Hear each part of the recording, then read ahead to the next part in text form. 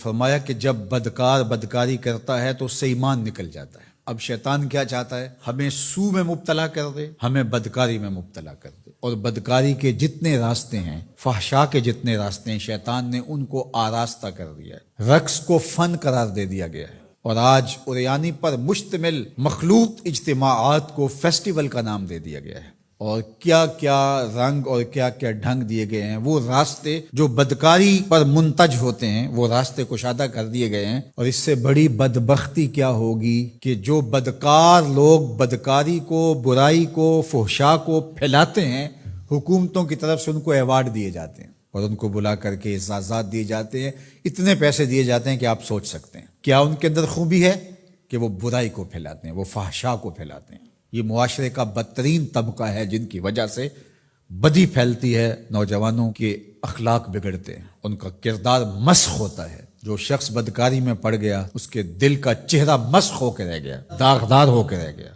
فحشاء تو بہت بڑا جرم ہے، عام گناہ کرنے سے بھی حدیث پاک میں آتا ہے کہ دل کے اوپر سیاہ داغ پڑ جاتا ہے۔ اگر بندہ توبہ نہیں کرتا، دوبارہ گناہ کرتا ہے تو وہ داغ پھیلنا شروع ہو جاتا ہے، حتیٰ کہ ایک وقت ایسا آتا ہے پورا دل سیاہ ہو جاتا ہے۔ جب پورا دل سیاہ ہو جاتا ہے تو پھر بدی اور نیکی کا امتیاز بھی مٹ جاتا ہے۔ ایک وقت ہوتا ہے کہ بندہ گناہ کرتا ہے، اس کو چین نہیں آتا کہ میں کیا کر بیٹھا ہوں، لیکن جب گناہ پہ گناہ، گناہ پہ گناہ، بدکاری پہ بدکاری کرتا ہے تو پھر اس کو کوئی پریشانی نہیں ہوتی۔ میں اس کی مثال دوں گا کہ پکا نمازی ہو تو کبھی اس سے نماز چھوٹ جائے تو وہ عجیب بے چینی میں ہوتا ہے کہ آج ہوا کیا میرے ساتھ، قضا بھی کر لیتا ہے پھر بھی بے چین رہتا ہے۔ لیکن جو بے نمازی ہے وہ روز چھوڑ رہا ہوتا ہے، اس کو پرواہ بھی نہیں ہوتی۔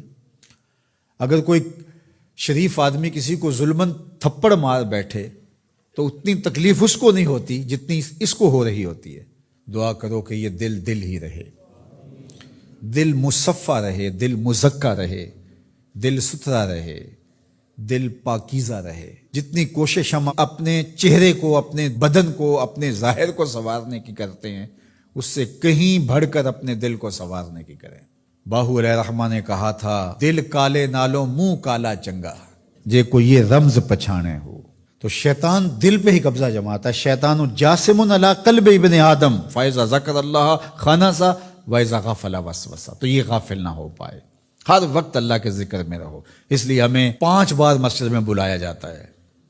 نمازیں ہیں تو ہم صبح ساری پڑھ لیں ایسا نہیں ہے، ہمیں مختلف اوقات میں بلایا گیا ہے۔ صبح اٹھتے ہی سجدہ ریز ہو جائیں، پھر کام پہ جائیں، کام میں انہماک ہونے لگا تو پھر بلا لیا گیا، آؤ جو ظہر کے وقت، پھر گئے تھوڑا وقت گزرا تو پھر انہماک ہونے لگا، کھونے لگے تو کہا پھر آ جاؤ عصر کے وقت، پھر چھٹی ہوئی گھر جانے لگے، کہا پہلے نماز پڑھ لو، پھر کھانا کھایا، بچوں میں بیٹھے کھیل کود میں لگے، دل غافل ہونے لگا، کہا آ جاؤ پھر عشاء کے وقت آ جاؤ۔ اور نماز سے پہلے بھی ذکر، نماز کے بعد بھی ذکر، سونے سے پہلے ذکر، سونے کے بعد ذکر، اٹھتے ہوئے ذکر، کھاتے ہوئے ذکر، کھانے کے بعد دعا، آئینہ دیکھتے ہوئے دعا، لباس بدلتے ہوئے دعا، سیڑھیاں چڑھتے ہوئے، سیڑھیاں اترتے ہوئے، کسی چیز کو دیکھتے ہوئے، کسی مومن کو ملتے ہوئے۔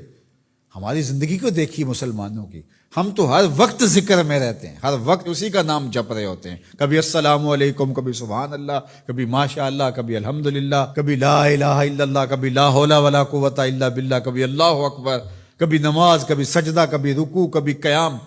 کیسی زندگی ہے مومن کی۔ اور 8 دن کے بعد تفصیلی روشنی کے لیے ہم مسجدوں کے اندر حاضر ہوتے ہیں، اس میں خطبہ سنتے ہیں، اس میں گفتگو سنتے ہیں، بیٹھتے ہیں، ذکر فکر کرتے ہیں، اور پھر ماہ سیام آ جاتا ہے تو پوری ٹیوننگ ہو جاتی ہے پورے جسم کی۔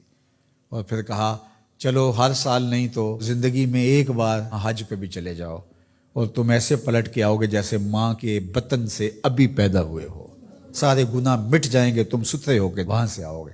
تو مومن پاکیزہ دل ہوتا ہے، فحشاء سے، سو سے، برائیوں سے۔ آج نہ ہماری نگاہیں پاک، نہ کان پاک، نہ خیال پاک، نہ سوچے پاک، سب کچھ آوارگی میں آ گئی۔